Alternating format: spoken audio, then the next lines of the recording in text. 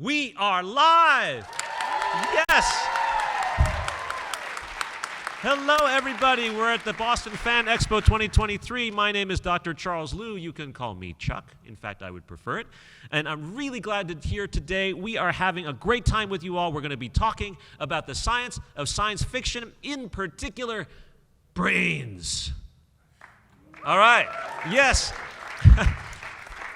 How many of you guys have ever eaten a brain? Yes, I see a lot of hands up. How many of you eaten a brain of a... Oh, that's getting gross. Never mind. Let's not go in there. Because we have three amazing folks on the panel that are going to tell us all about the brain thing and how we go different places, okay? Number one, farthest off in the end there, we have someone who founded a company named Neurobionics. I mean, isn't that like what we want to do in our lives? We want to found companies called Neurobionics, right? This is Dr. MJ Antonini. Everyone say hello. MJ, isn't it like the ultimate sci-fi fandom dream to be the co-founder of a company called Neurobionics? Are you guys like the next Star Labs or something like that? Well, not right now, but we aspire to be. Yeah. Okay, terrific. So it's a real scientific thing. Yeah. Basically, we are building devices to interface with the brain, spinal cord, nerve, muscle, so small fibers like the size of your hair that you can implant in the body and then record and modulate activity. And Amazing. We use that for medical purposes, for research, and someday for augmentation. Augmentation, yeah, that's what we're here for. That's amazing, that's cool, and it's actually happening today, so we can't wait to hear about the science stuff. Okay, right here to my right is a social media maven who teaches people like me how to use social media. Everyone, please welcome Sarah Cotton. Sarah, thank you so much for being here as a social media expert who trains people like me on how to interpret web data, use the internet for networking and things like that. Which superheroes do you think would be the least happy with Twitter's recent name change? I've thought about this for a while, actually, and I have two answers. Two answers. First of all, people who would be unhappy would be somebody who probably finds Elon Musk to not be on the same level as him. Ooh. So maybe like somebody who once founded or built a robot in a cave out of a box of scraps. He probably wouldn't be super pleased because I feel like he probably would consider him like the same thing as Hammer's level, like not as smart as him. Ooh. But somebody who would be excited about the name change would be somebody like Dr. Doom. Because they're going to have the same level of ego. They're going to want their name plastered everywhere. They're both going to be patting each other on the back. Definitely supervillain status. Sounds great. What if there were a super group called the Y-Men? Would they be happy with the change? Great question. Or maybe the W-Men. I don't know. It's weird. Yeah. Okay. Anyway. The third, and definitely not least, of course, since we got Dr. Antonini, MJ, from that trade school on the Charles River, not to be outdone, we had to bring someone in from Waltham. Please welcome the experimental psychologist, Liam McMahon. Yes. Now, Liam, I don't know if this is relevant to your current research, but I saw that your name was on a paper in the journal Neuropsychopharmacology. Had something to do with something called GABA.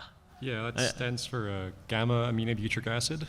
But that's gamma kind of what? Aminobutyric acid. Whoa, yo, yeah. Gamma, baba, GABA. Yeah, that's what Don't we say. bite your friends.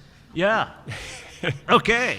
That's kind of old news for me, though. I don't really do GABA stuff anymore. I'm into magnets these days. Magnets? Yeah. Not maggots? Nope, not maggots. They're not alive. Magnets? Yep. What do you do with them? Play with them and throw them around, get fired with them. Do you stick them on brains? Yeah, kind of. Well, I kind of put people in the magnet. Take a big magnet and carve a hole in it. You put a human in it, and you can use it to see what's going on in their head. Ooh. Yeah. I love that. Oh, wow. Well, this is just going to be so much fun, and as many of you looking now can understand, with our brain experts here and our magnet experts, we cannot wait to get right into that technology, okay? Let's start with Deus Ex. Now, how many of you have played the game series over the years? Yeah, okay. Now, what I want to know from you, MJ, is how realistic are some of those augmentations where you have superior organs stuck into your body? Now, you're talking about augmenting people using brains and fiber optics and things like that. What is that happening? How realistic? So I'd say they are probably like 30, 50 years in the future for some of those. There are some augmentation where basically you can just like stick a sword that's like will unfold from your arm, and that's a sword that will unfold from my arm that's in 15 possible. to 30 years? Like it's mostly like mechanical engineering and then some biocompatibility so that the embedded armor and embedded sword is not rejected by the body. Wow. And then you just need an easy way to activate it and deploy it. Right. And that's feasible. The Right. activation and deployment, right? Yeah. Okay, so Sarah, let's imagine that you are a social media person and you want to promote the activation of swords coming out of your body, all right, when you just think. How would you use it? Is there a person that would actually, like, you think would be, like, well, I don't know, like putting armor together on a desert island type guy? On a desert island? Who am I not thinking of? You are not thinking of anybody. I'm just totally pulling this out of my ears. I mean, if anything, I feel like you'd want to have like a character that can, like, maybe throw the sword. Is that like a thing that can happen? Well, I mean, the character in Deus Ex they have more of like retractable swords, so they can like fight like, in close combat and then like have them back in their body. How about like claws a lot coming out of your hand? I'm sorry? Claws coming out of your Oh, hand. yeah. Yeah. Okay. You could. I see where you're going. You with see this. where I'm going I with see where this? you're going with Okay. this. Yes. Yeah. But Yeah. this science is actually real, which I cannot believe, which is like only 30 years away that we could actually have like a full army of... Yeah, I mean, we already have embedded like metal in the body. Like any kind of prosthetics is like some like organization of mechanical and material engineering to make the material live in your body and like be happy with your body, which is the hard part. Oh, that's right, because there's a rejection issue? There is rejection issue. I see. And because of that, like the next step is kind of like close, but the problem is that first we need to, like first order of business is like to make sure that everyone is healthy. Healthy. And then we can like start thinking about like making Oh. people better. Wow. Otherwise there's going to be too big of a divide of like Okay. people getting ahead of others. All right. Very cool. Liam, can we make people magnetic? Like you can move large metal things? I really hope not. I'd be out of work pretty quickly, I think, if people could manipulate magnetic fields in real time and start, but you could probably, if you could have someone who could like see a magnetic field and manipulate a magnetic field, you could probably make like your own MRI without a device at all. You could like image whatever you wanted to and see inside a box that's opaque, but you can see what's inside of it. What is the science of actually augmenting vision at this point? I mean, is that something that actually possible? I'm not sure. The closest thing I know about is like reconstructing like optic nerve, that kind of thing, in the event of like nerve damage. But that gets into like stem cell stuff, and that's, I didn't do that well in biology class. There's a reason I'm in psychology. So That's very exciting. I think that's great. When you said about fixing the optic nerve, I immediately thought of Lee Majors in The $6 Million Man, right? Steve Rogers, a man barely alive, blah, blah, blah, blah, blah. That's just a prosthetic eye that apparently is better than the human eye. But can that happen? Yes? Oh, I see nodding from over there. In fact, you nodded so vigorously, MJ, Sorry, that I was yeah. hearing it. I mean, Yeah. this is definitely a cool area of research, and there is actually a prosthetic eye that's already on the market that has been developed and that is used to restore vision in certain people. It got approved a couple of years ago, and I think the company went under recently, which is very unfortunate, but there are ways to basically have a prosthetic eye, sense light, and then you just stimulate either the optic nerve or directly like on the visual cortex and restore vision. And there are a lot of very cool work happening in that space. Wow. Now, This is pretty close, yeah. 5 years. I think that's fantastic. Sarah, I'm wondering if you feel like there's an angle here where you're bringing in all these prosthetics into real life, and we're asking ourselves, well, how can we make ourselves into like more than just one? Like, can I look in one eye and then somebody else on the internet can actually see what I'm seeing through my eye, that kind of thing. There's a real technological aspect of that. I mean, that would actually make a really interesting, like, reality TV show in the long run. Ooh. Right? Like, if you were recording, if you were like I don't know, maybe you were a character in the 90s that had her eyes removed and had bionic eyes put in instead, that was reporting back to a villain that was like seeing what was happening in the X-Men mansion the entire time. This is a deep cut, guys. We're totally geeking out on all these things, and you may all notice that we're not referring to any individual characters or properties or shows and so forth, because we are respecting the strike. We're trying to make sure, yeah, totally agree. So we're talking very generally, we're talking very, so you guys can sort of fill in the blanks and so forth. If you want to shout things out, that we want to talk about in particular, we just want to let you know that that's kind of things we're talking about. So yeah, so this is an amazing situation where you can actually be this other thing. And literally, how about like a situation where, I don't know, you could actually not remember what was seen? Like your mind gets split in such a way that like you don't know what you're looking at, but somebody else far away does know what you're looking at, or you're using like a whole different like consciousness? What do you think? As far as like that would go in social media or like on with like people thinking about stuff like that. Yeah. I think that would also make a really interesting reality TV show. You like rewatch the things that happened to you and have to figure out if that was actually you or not. Whoa. I would love to do that. That'd be fun. But of course, many of you know that there is, in fact, stuff right now out there that have to do with, I don't know, you go to work and then your brain is doing something, and then you go home and your brain is doing something else completely. Is that actually realistic? Liam, what do you think? I think maybe, yeah. In like 100 years, maybe like in a mouse we could do that, something like that. And then probably a human. But it's kind of a matter of, okay, let's figure out what circuits of neurons are responsible for encoding and retrieving some rich memory experience you have. And then figuring out, okay, can we prevent those specific neurons from doing their job at the right time, the time that you would be trying to remember something. Now, it might not be a matter of destroying a memory. You don't necessarily want to destroy the neurons. We have a lot of them, but we don't have an unlimited number of them.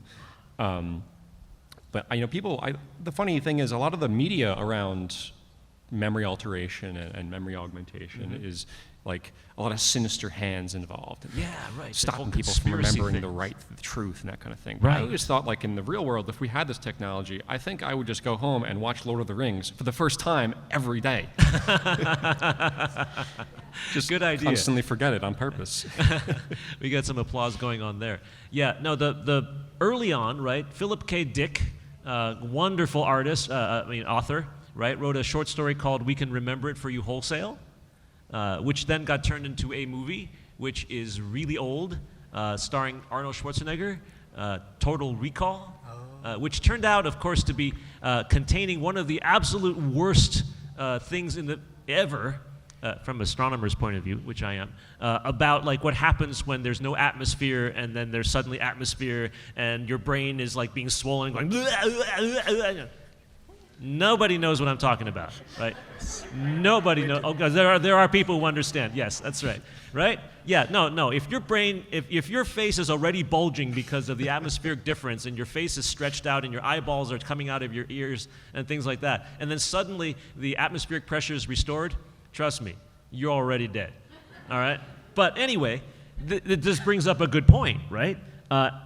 MJ.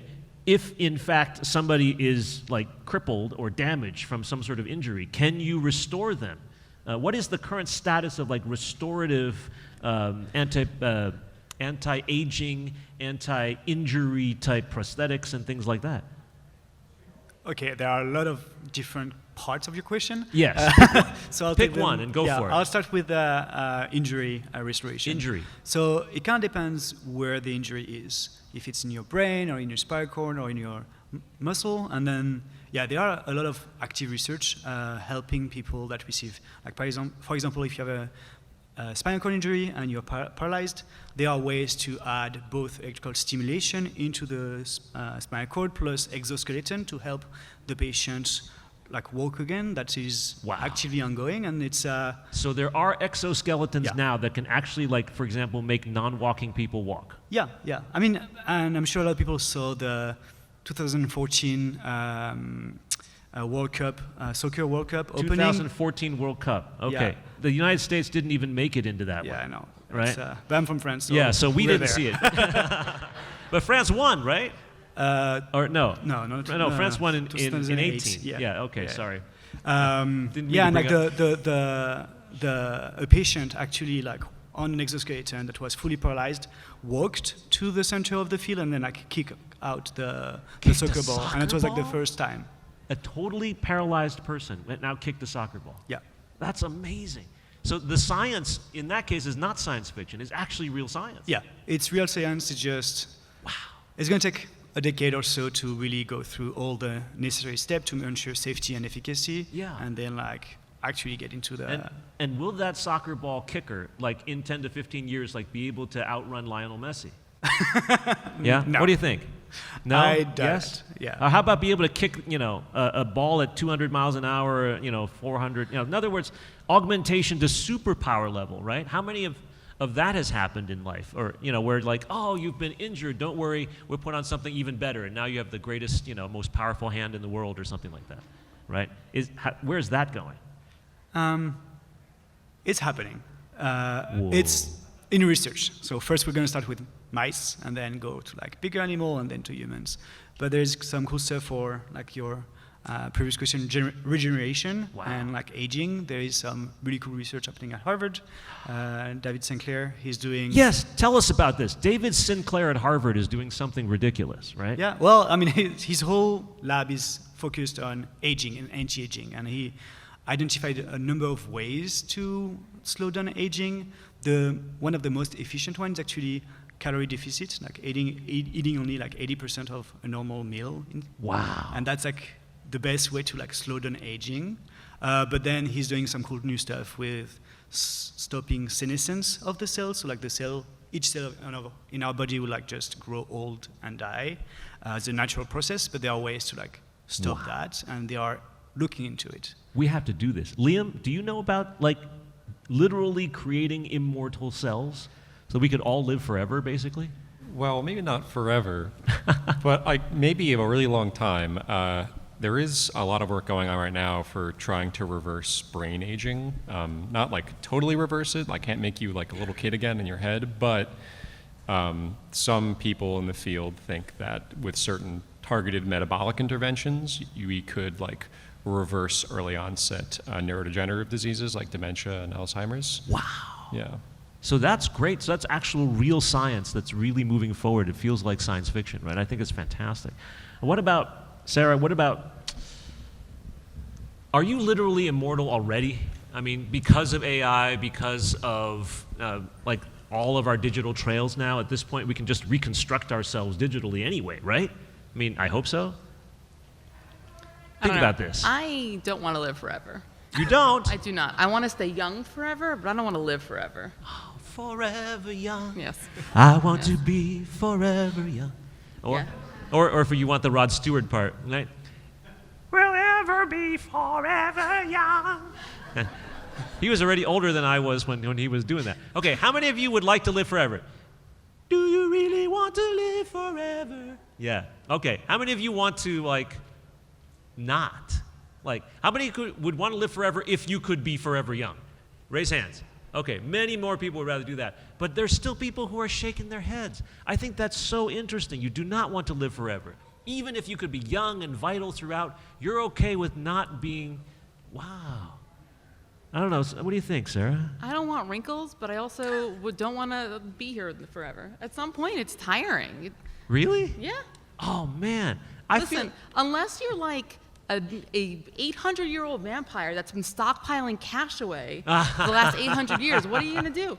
Right? That's true. Like, That's true. honestly. Well, you could become a doctor and live in Seattle somewhere. Right? I'm not becoming a doctor. No? That's not for me. No. Wow. I think that's fun. Well, it's true. Well, I guess for me, I don't know. I just love learning and doing so much about everything that I feel like even if I did live forever, I would never learn enough. I would never get bored. I would always have fun. But one thing I would want to do is to have someone with me. I think I would be lonely if everybody that I ever cared about was gone and gone and gone and gone, right? There's actually a movie about that too, which was based on a book from a long time ago. Some guy named Darren Aronofsky did something about that, right? And do you want to live forever? And there was an astronomical bit linked to that too, which I appreciate very much. It had to do with neutrinos. How many of you guys know what a neutrino is? Yes, neutrinos. Yeah, you kind of know. All right. So immortality. MJ, your comments on immortality and science. And then Liam, I want your opinion too on whether that's useful or meaningful to you. What do you think? Immortality would be cool, I think. But yeah, I mean, like the same topic of staying forever young is necessary and having everyone alive as well. But then there is the topic of like, are we going to be immortal and are we going to reproduce as well? Mm-hmm. Because you have a finite amount of matters and energy in the universe. Right. That goes back to like your topic. Yeah. So forever might be just a really long time, like till the end of the solar system, 5 billion years from now. But maybe not like all the way till like all the black holes evaporate, right? Yeah, and also it goes to the topic of resources in the universe, like on Earth, like are limited. Oh, that's so right. If we reproduce and like expand, Oh, that's true. we're gonna hit a limit. Like That's lobster, true. for example, live forever, but they Right. just die out of either predator or just they run out of food. So Food would be good. Right. Liam, your thoughts. And while you're thinking, I will just mention that there is a great short story written by a guy named Isaac Asimov called The Last Question, which does in fact address the point, what happens if you live forever?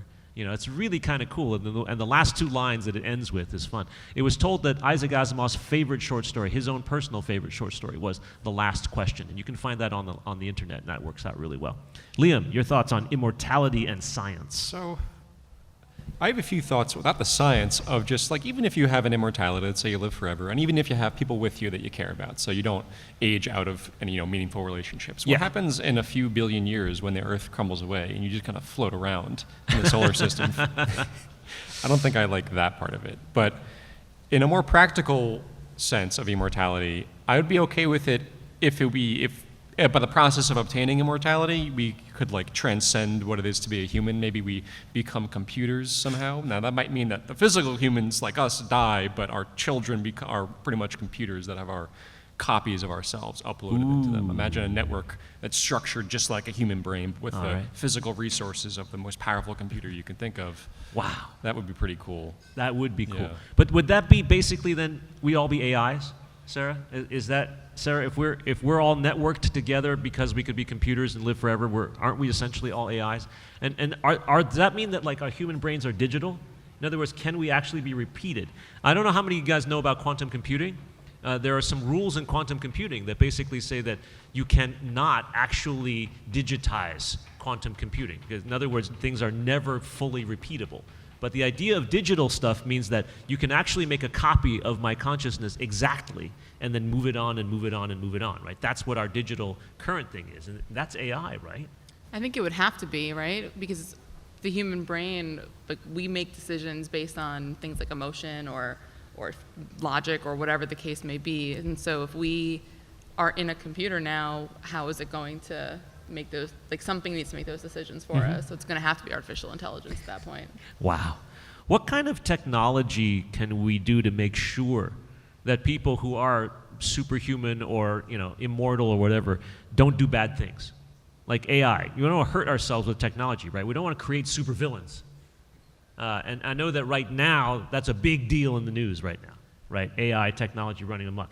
Do you see, in your professional opinion, any limits at all to the internet at this point? Any ability for us to control it or to tell it to stop or to be nice or anything like that? There are no limits to the internet to stop it or to control it. It really comes down to human interaction with things. We have to make the moral or ethical choices in order to use technology in a moral and ethical way. That's just not an opinion. That's actually a scientific fact. Oh my gosh. Oh geez. Liam, your opinion? Same thing or different? How would you I stop? generally agree, except I think we could get rid of the internet. It would just kind of require getting rid of civilization, global thermonuclear war and whatnot. Whoa. Yeah. Okay, so we're getting into like dystopian apocalyptic things, which I like very much. Well, in fiction, right? So let's talk about that. If you've got a dystopic, let's say, I don't know. Let's say we're talking about, I think we can actually talk about this, even respecting the strike rules, right? I think we can talk about Nausicaa Valley of the Wind. Yes? Just a little bit? How many Nausicaa fans are there? How many Nausicaa fans? Yes, there are quite a few. Now, how many of you are fans of Nausicaans? You know, the ones that like stabbed Picard through the heart back in 19... Yeah, Nausicaans? Okay. Nausicaans, Nausicaa. I think the Nausicaa people win. All right. In Nausicaa, Valley of the Wind, right, you have a post-apocalyptic kind of world, and the people are augmented. And this was done very early on. For those of you who are not familiar with the anime of the great Studio Ghibli, most people think that this was the movie that launched all of those things that came from that, right? From Night Neighbor Totoro, Spirited Away, and most recently, possibly the last Miyazaki film that was just recently released. But that kind of thing, right? Post-apocalyptic, now people are augmented biomechanically, things like that. Comments on that? How's that for life? I mean, I think it would be an okay life, excluding all like the weird disease stuff they have going on in Nausicaa. But that's kind of an analog to what would happen in our world if there was a nuclear war situation. There could be a nuclear fallout in places and nuclear winter blighting our crops.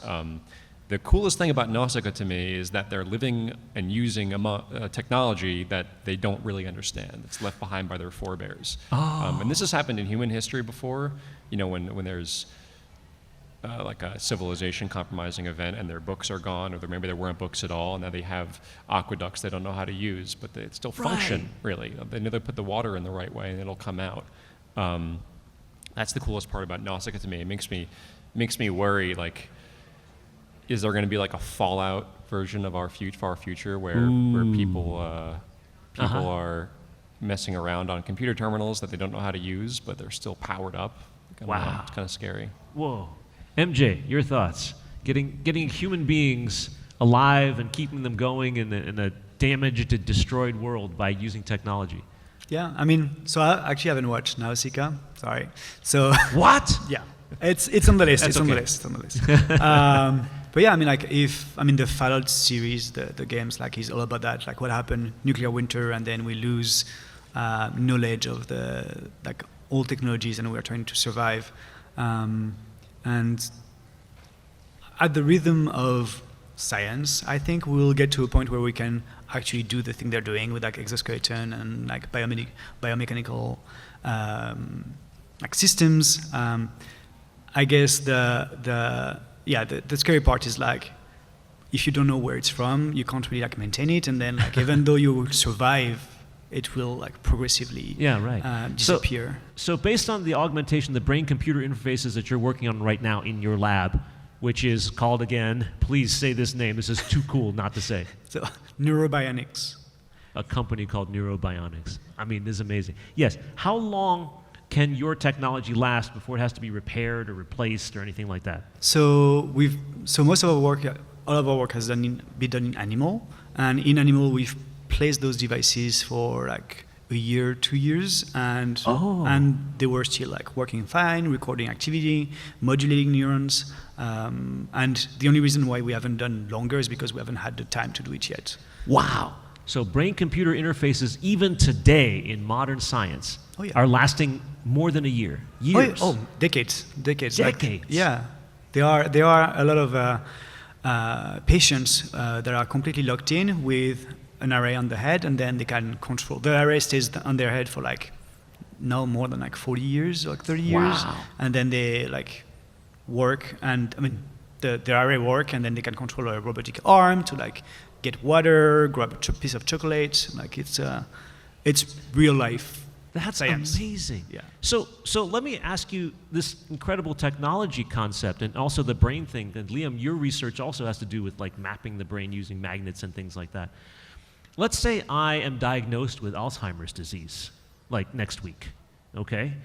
Can I immediately start augmenting my brain and putting things on and making maps and so forth so that A, for example, I will live longer, B, my brain can still work. Even if I can't speak, people can still see or think about what I hear and say.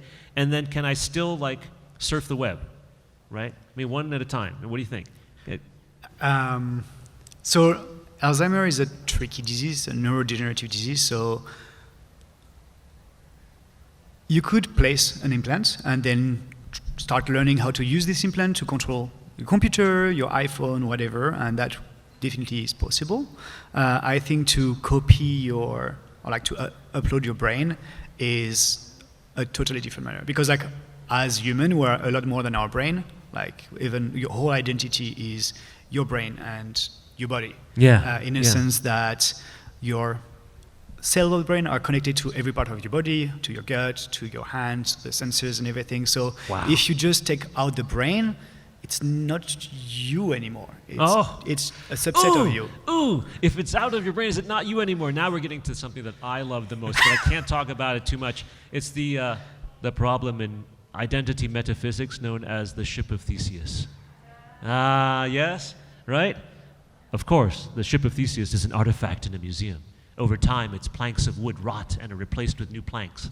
When no original plank remains, is it still the ship of Theseus? Okay, all right, we've got some questions coming up in a moment. But Liam, what's your take on that? Using augmentation so that we can actually continue to communicate.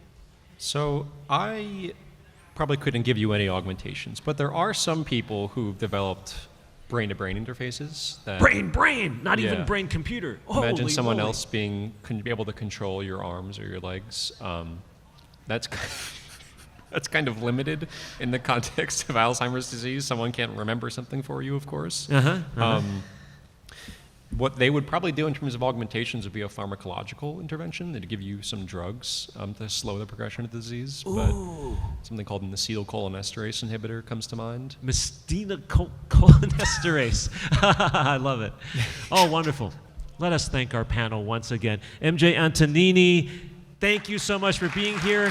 Founder of Neurobionics, Inc. Liam McMahon, experimental psychologist from Brandeis University. Thank you so much. And social media specialist Sarah Cotton. Thank you all for being part of the LIUniverse. Thank you. Thank you so much.